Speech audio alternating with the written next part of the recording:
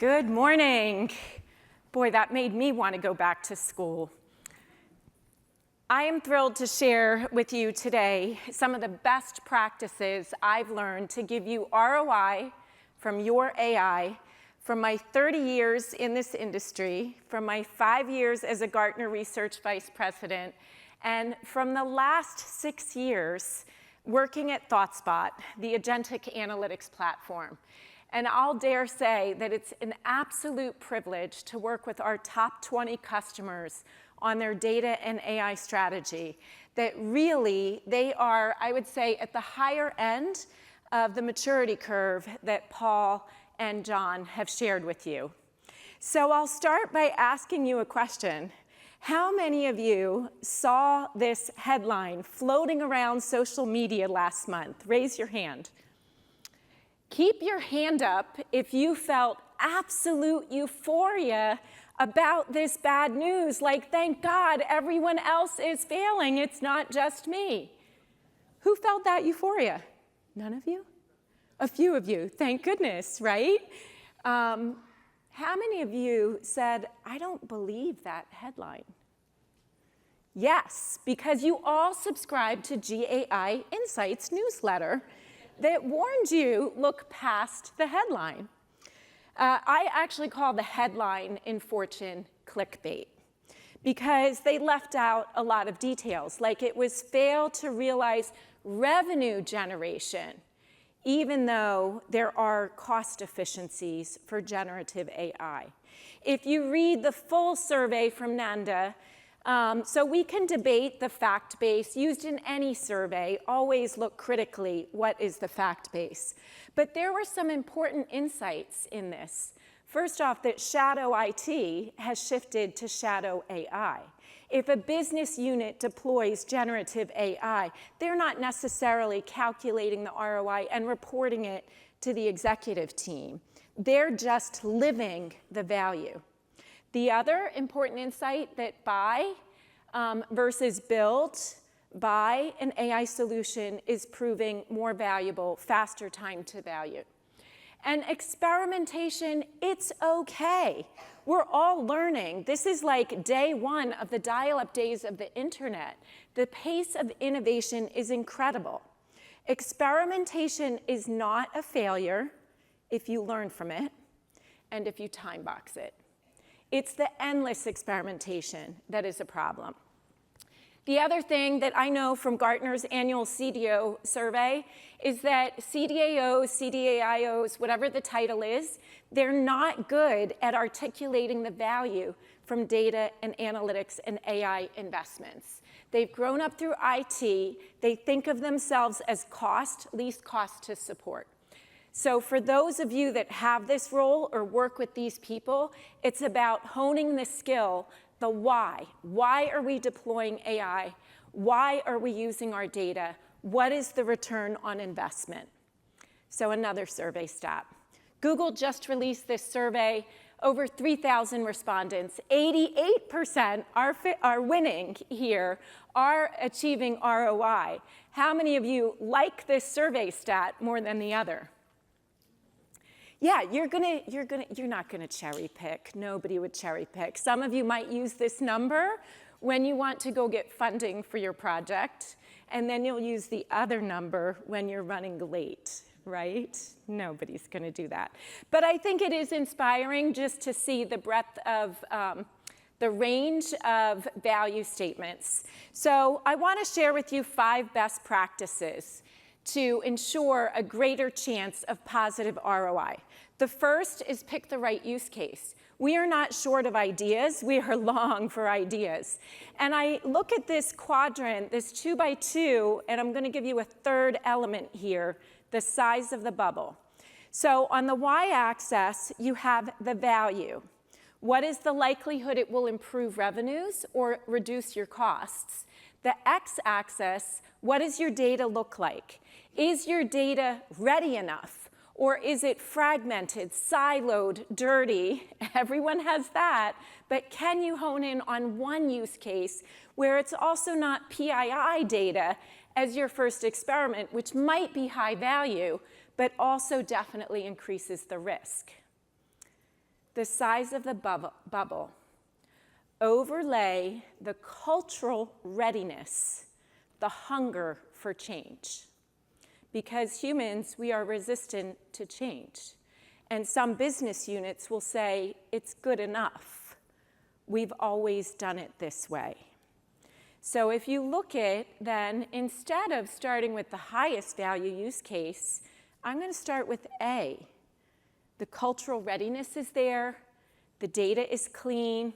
It's not the highest value, but I can get a quick win, and I have learned what are the blind spots of Gen AI. How do we bring the organization forward? I'm going to come back to B, the highest value use case, or even to F, because those people are resistant to change. I'll share with you, as the host of the Data Chief podcast, you can listen to Anand Iyer, the Chief Data Officer at Ecolab. They work on the water cooling systems for a lot of data centers, clean water. And not only do they think about what is the value to Ecolab, it is the value to the customers. How much did we save on your cooling costs using data? How much did we improve the energy consumption? The second, a focus on people. And I loved the CEO of WEX, Melissa, yesterday morning, talking about how they paid attention to change management. This is something we often overlook. We focus too much on the tech and not enough on the people. So I'll give you an acronym. If you are asking somebody to break a legacy process, you have to understand their WIFM. What is in it for me? And that might be take away the drudgery. Oh yeah, take away the drudgery of my work, or elevate my career. If you fail to paint a picture of how their jobs will improve, or let's be honest, if the job might go away, what is their next job and what is the path they need to do to get there? They will block you, they will undermine you, and they will wait for you to leave the organization. Listen to what Karen Stroop, and you get to hear from the WEX team in another breakout today, what she had to say on the Data Chief podcast. I think ambiguity is paralyzing. People don't know how to navigate through it. They don't know where to start. They don't know what it means for their jobs, what it means for the future. And so I think our role as leaders fundamentally is to help build confidence and help people navigate through that ambiguity so that companies can learn and they can unlock the power that's being generated today. So I would say 3 key lessons. 1 is helping manage people and their feelings and their confidence. 2 is around clarity over certainty. And the 3rd is around speed to learning. Thank you, Karen, for sharing your insights there. The 3rd, elevate AI literacy. This cannot be an afterthought. In fact, it is a life skill. And yet, 84% of Americans fail basic AI literacy skills. We can debate the hurricanes. Is it going to hit Florida? It's based on past data, predictive model. It's not a sure thing. Will my Ford Mustang Charger make it to the next E-station? It's not a sure thing. Is Boston going to get 2 feet of snow or 3 feet of snow in the first snowfall? We don't know. Now, with generative AI, we're moving to probabilistic systems. It's trying just to guess what is the next word, almost in a Mad Libs type way. And as an industry, we are very uncomfortable with this. Lloyd's Banking, they make AI and data literacy a fun part of their annual summer camp, and they even make something called data escape rooms to teach the whole organization. Now, I'm looking at your background, so if anyone sees the video, you'll see this fun background, Data and AI Summer School. And Lloyd's recently won an award for your education efforts. Tell us about the summer school. So summer school itself, and it's something that we run over the summer, as you'd expect, so for a full 2 months. It's fully virtually enabled. So the other really great benefit we have within Lloyd's is that we run something called flexible summer, which broadly means that during the summer months, actually colleagues can broadly work from anywhere. Now we've paid. The 4th one, embed analytics at the point of impact. And this is a survey from NANDA, the success rate for buying versus building. The head of software engineering, Aria at Verisk, they're a data product company. They went from a buy versus build, and he said also you have to think about time to market as expectations are changing. Here's my message to our leaders is that let's pay close attention to market trends and more importantly to time to the market.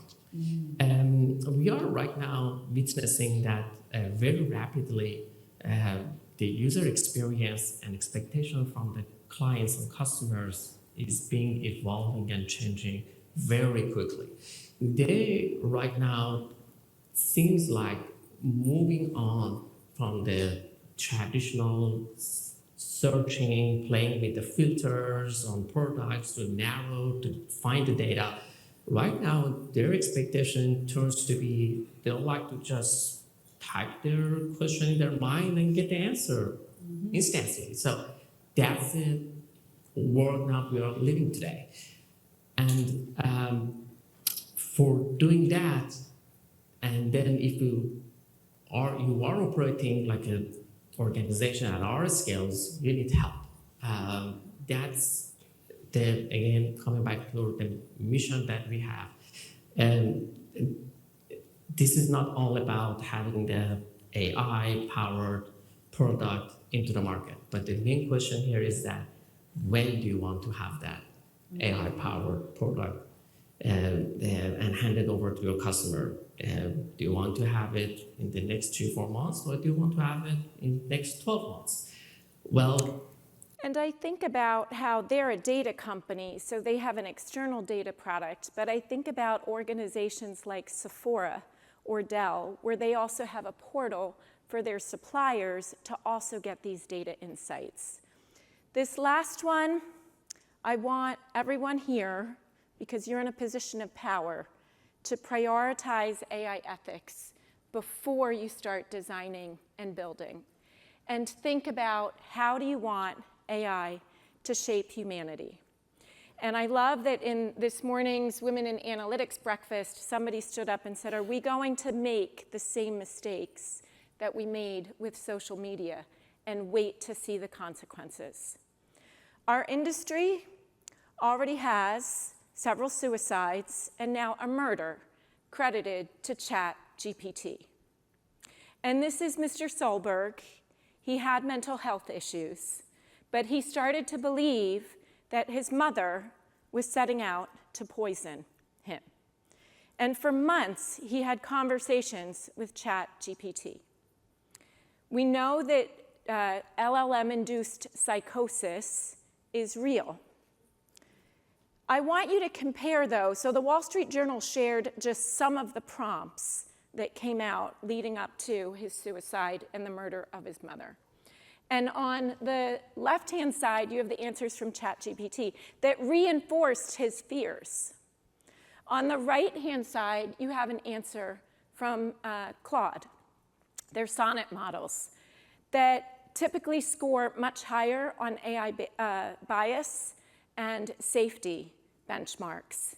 And notice on Claude, it's actually saying, okay, if you think she's poisoning you, you need to do something about this. But maybe you're imagining it. Have you gotten some help? Talk to a friend. So how do we make these safeguards? What killed me is the head of an AI company said, we need to start talking about this. Talking? I'd rather we have a little more doing now. You, as the buyers and designers of AI, you have choices about when you factor this into your design and deployment. After you've already built it, the escalating commitment is rather high.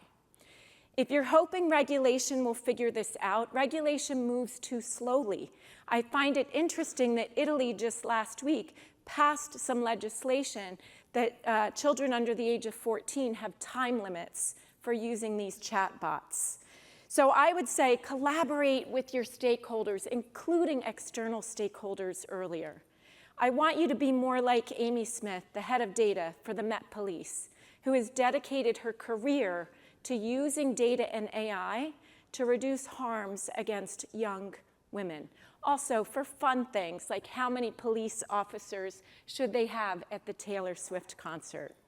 These are my 3 favorite resources on this topic.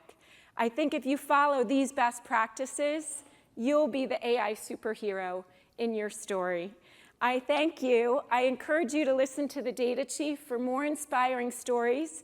I hope you'll join me and my colleagues Ace at the breakout this afternoon to get a little more hands-on ThoughtSpot. Thank you.